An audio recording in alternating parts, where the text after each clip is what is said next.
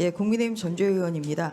먼저 PPT 띄워놓고 질의하겠습니다.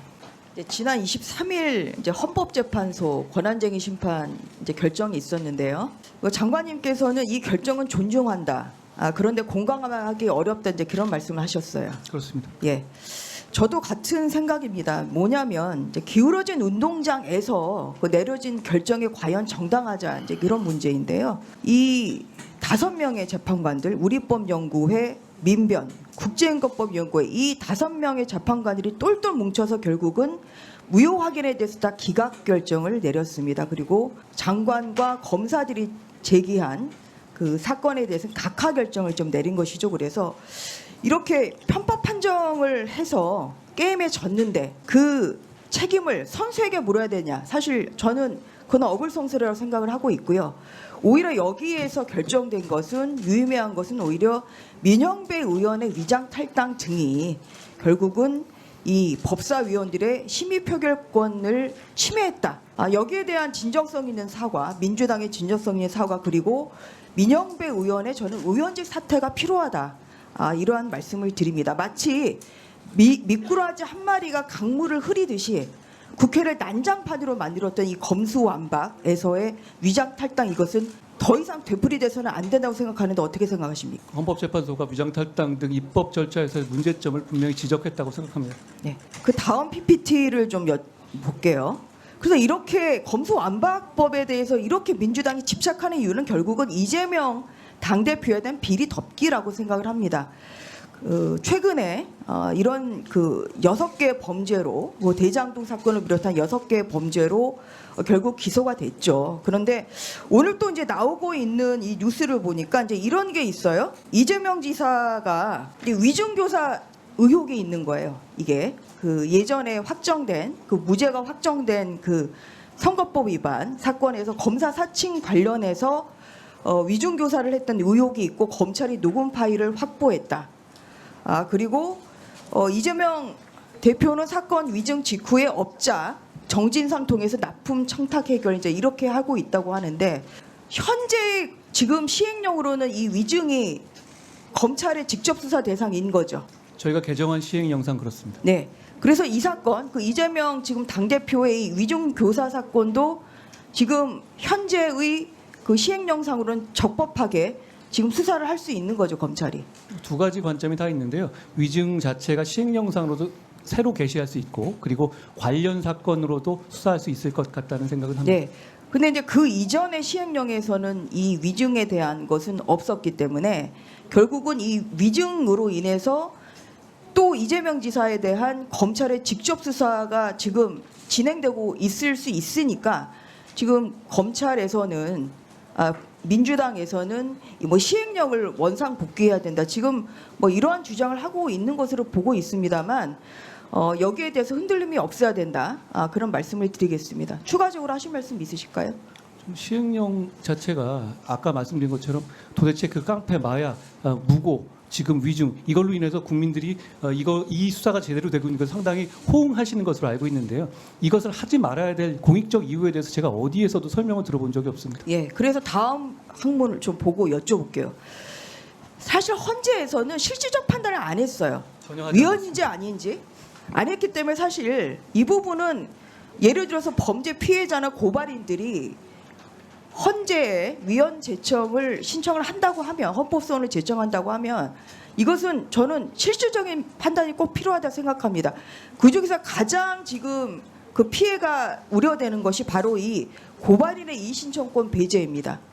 지금 이렇게 되니까 예를 들어서 그 장관도 얘기를 하셨지만 지금 고발인의 이의신청권이 폐지됨으로써 장애인과 아동 피해 이러한 공익고발한 그 사건의 경우에 경찰에서 불성실 결찰을 벌이면 지금 다툴 방법이 없잖아요. 그냥 그냥 수사가 끝나버리는 거 아닙니까? 그렇습니다. 그래서 이게 가장 중요한 지금 저는 이거는 위헌이라고 확신을 하는데요. 이게 지금 제 1소위에 제 그 당시에 검수완박 법안의 소위에도 참여를 했고 안건 조정이 뭐 법사위에다 참여했습니다만 이 얘기에 대해서 이 조항에 대해서 이 고발인의 이의신청권 배제가 폐지된다. 그 이의신청권을 없애는 것에 대해서 아무런 논의가 실질적으로 이루어지지 않았습니다. 그런데 갑자기 국회에 그 본회의에 제출된 수정안에 갑자기 이 내용이 들어가 있는 거예요. 저도 그렇게 알고 있습니다. 그래서 아무런 지금 심사도 없이 됐기 때문에 저는 이것이야말로 위원 결정을 내려줘야 된다 생각을 하고 있고요. 다음 물어보겠습니다. 사실은 이거죠. 예를 들어서 지금 같은 경우는 이 성남 FC 그 비자금 사건이 고발인의 이 신청으로 결국은 죽어가던 부실을 살린 사건 아니겠습니까? 그렇습니다. 예. 2021년 9월에 분당 경찰서에서 무혐의 처분을 했는데 현재 같으면 그럼 끝나요.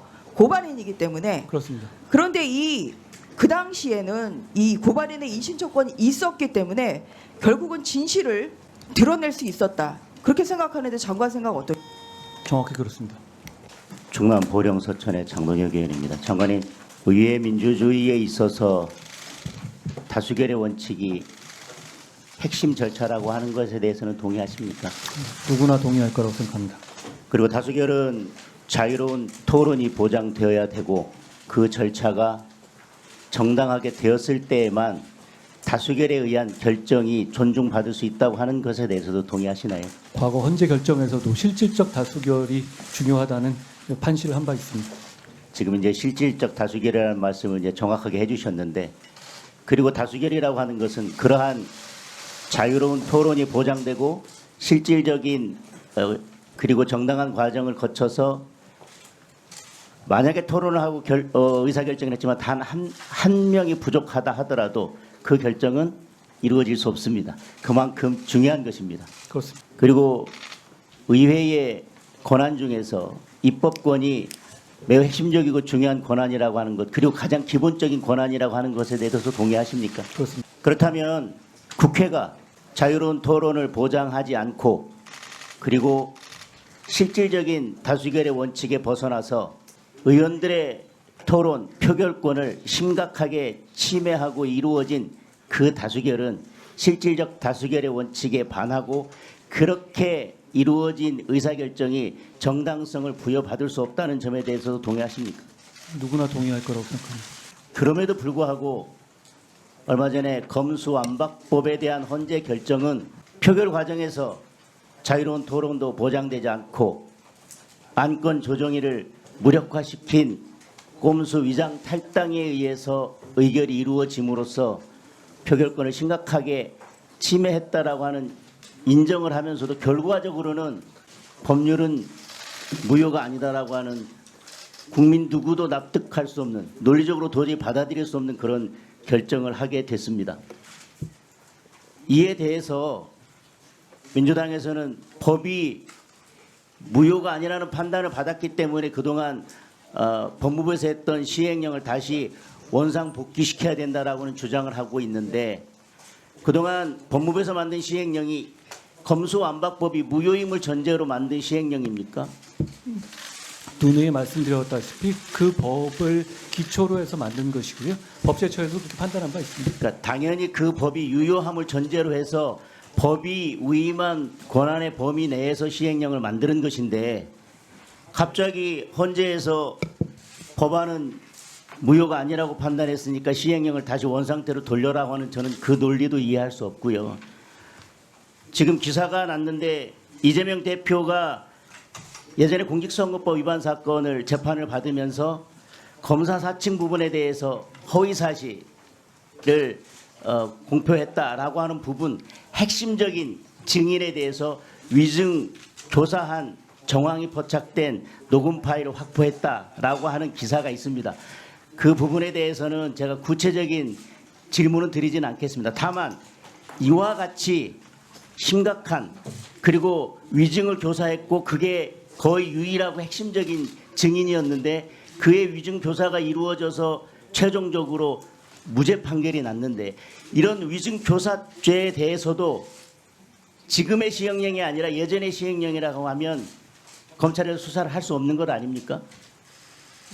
관련 사건으로 할 수는 있을지 모르겠습니다만 독자적 사건으로 위증을 검찰에서 수사하는 것은 과거의 시행령으로 어려웠습니다. 그런데 위증이나 무고는 검찰 단계에서 확인할 수 있는 것이지 경찰 단계에서 확인할 수 없는 것이기 때문에 실질적으로는 위증 무고에 대한 수사는 막혀 있었고 지난 시행령 개정으로 상당 부분 개선되어 가고 있는 부분입니다. 그걸 왜 되돌려야 하는지 저는 모르겠습니다.